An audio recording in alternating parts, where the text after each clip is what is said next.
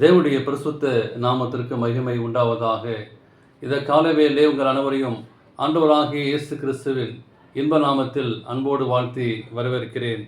லூக்கா 16ஆம் அதிகாரம் 40ஆம் வாக்கியம் சொல்கிறது, அவருக்கு அவர் பிரயோத்தமாக, இவர்கள் பேசாமல் இருந்தால் கல்லுகளை கூப்பிடும் என்று உனக்கு சொல்கிறேன் என்றார். இந்த நாளின் செய்தியாக பேசும் கற்கள் என்னும் தலைப்பிலே நீங்கள் நாளும் ஒரு சில காரியங்களை நாம் படிக்க இருக்கிறோம்.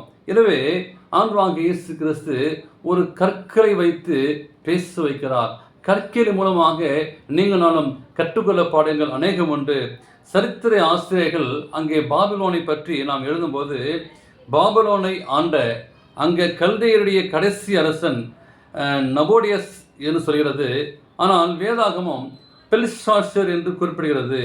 இதை வைத்து பல கிறிஸ்தவர்கள் வேதாகம் சொல்வதெல்லாம் நம்ப முடியாது, ஏனெனில் அது சொல்கிற வரலாற்றிலே தவறு இருக்குது என்று சொல்லி பேசுகிறார்கள். ஆனால் வேதாகமும் தேவனுடைய வார்த்தை என்று மேன்மைப்படுத்த வேண்டியவர்களே அவ்வாறு எவ்வளவு வேதனையாக காரியம். ஒருமுறை இயேசுவை புகழ்ந்து அங்கே சிறுகளும் மற்றவர்களும் பாடிய போது பரிசேயர்கள், போதகரே உம்முடைய சிறுகளை அதட்டும் என்றார்கள். பரிசேயன் தான் இயேசுவை புகழ்ந்து பாடியிருக்க வேண்டும். எனவே ஏனென்றால் யூத தேசத்திலே பக்திமான்கள் அவர்கள்தான் இருந்தார்கள். ஆனால் அவர்கள் பாடக்கூடாது என்று சொல்லி அதட்டினார்கள். அப்பொழுது ஆண்டவர், இவர்கள் பேசாவிட்டால் இந்த கல்லுகள் கூப்பிடும் என்றார்.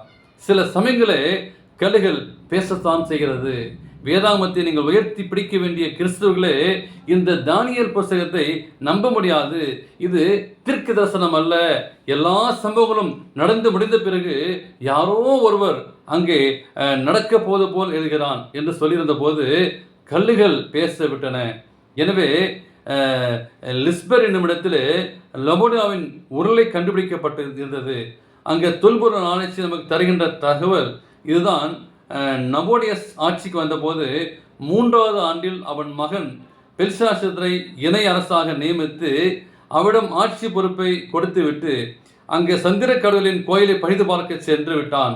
அப்படியானால் நபோடியஸ் தேசத்திலே 1ஆம் அதிகாரி பெல்ஷாசார், 2ஆம் அதிகாரி பெல்ஷாசரால் கொடுக்கப்படும் உதவி பதவி 3ஆம் அதிகாரி பதவிதான். அந்த பகுதியை அவன் தானியேலுக்கு கொடுத்தான். கிரேக்க ஆசிரியர்களுக்கு தெரியாத உண்மை தானியேல் புத்தகத்தை எழுதியவருக்கு தெரிந்திருந்தது. அதற்கு காரணம், கிரேக்க ஆசிரியர் பிற்காலத்தில் எழுதினார்கள். தானியேலோ பெல்ஷாசர் காலத்தில் வாழ்ந்தவர். இவங்களுக்கு தெரியாத அநேக காரியங்களை உள்ளன. கிறிஸ்தவர்கள் பேச தவறிய போது அங்கே நபோடியஸ் உருளை, அதாவது கல் பேசியது. வேதாகமம் பரிசுத்த ஆவியால் எழுதப்பட்டது. எனவே நம்புங்கள், இன்றைக்கு நீங்கள் நானும் பேச மறுக்கும்போது கற்கள் பேசுகிறது. நீங்கள் நானும் இயேசு பற்றி பேச நாம் கற்றுக்கொள்வோம். எனவே நீங்கள் பேசாவிட்டால் அந்த கல்லுகள் பேசும் என்று சொல்லி நாம் வேதத்திலே வாசிக்கிறோம். நம்ம கொடுக்கப்பட்ட நேரத்தை வீணாக்காதபடி ஆண்டவருக்காக அநேக காரியங்களை மற்றவர்களுக்கு எடுத்து சொல்ல தீர்மானம் செய்வோம். தேவன் தாமே உங்களை ஆசீர்வதிப்பாராக.